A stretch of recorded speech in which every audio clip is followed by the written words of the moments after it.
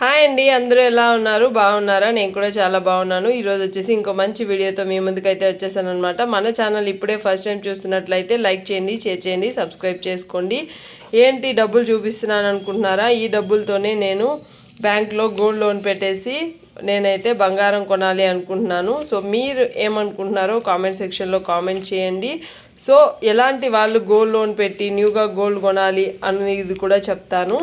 So gold loan పెట్టి న్యూగా gold కొనడం మంచిదేనా ఇంతకీ అనేది ఈ వీడియోలో మీరు క్లారిటీగా అయితే చూస్తారు.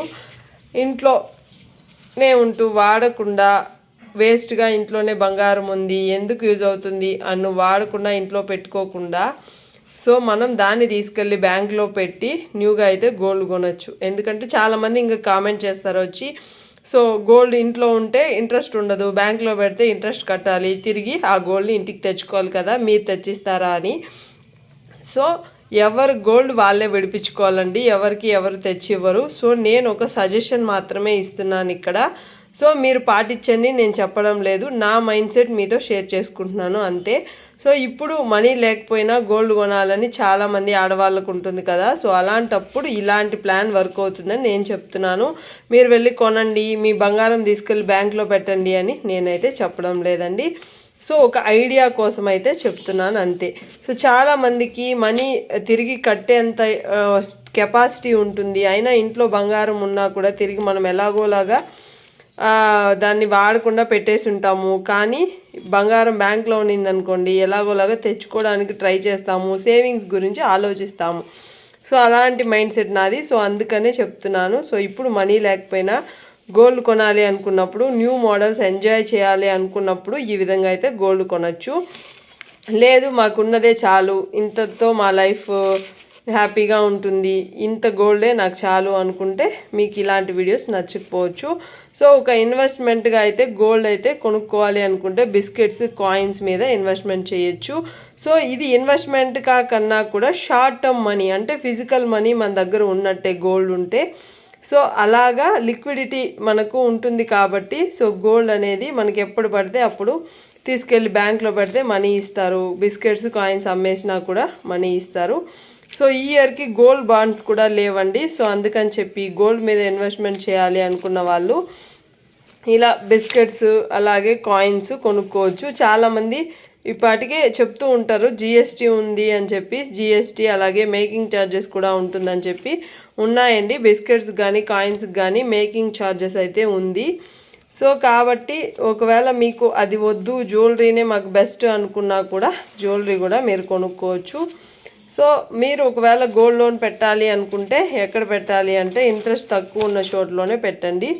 సో గోల్డ్ రేట్ పెరిగిపోతూ ఉంది కాబట్టి, ఇప్పుడు తగ్గుతుంది కాబట్టి ఇప్పుడు కొనుక్కొని నెక్స్ట్ పెరిగినప్పుడు అయితే మనం గోల్డ్ లోన్ అయినా పెట్టుకోవచ్చు, లేదంటే గోల్డ్ని అమ్మేయచ్చు.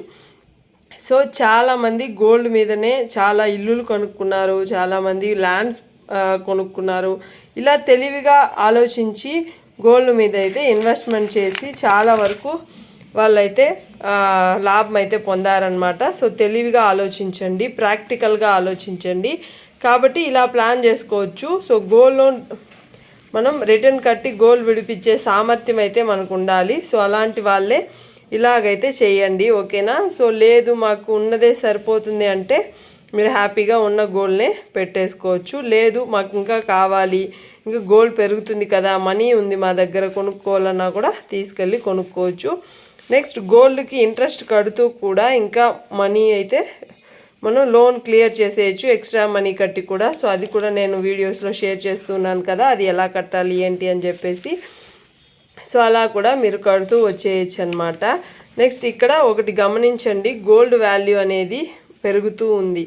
సో అలా పెరగడం వల్ల మనకి ఇంట్లో ఉన్న గోల్డ్, మనం ఉన్న గోల్డ్ ఎక్కడికి పోదు, షాప్లో ఉన్న గోల్డ్ వాల్యూ మాత్రం పెరిగిపోతూ ఉంటుంది. ఎందుకంటే మనం ఆ గోల్డ్ మీదనే ఇన్వెస్ట్మెంట్ చేయాలనుకుంటాం కాబట్టి. సో అలాంటి గోల్డ్ అయితే పెరుగుతూ ఉంటుంది.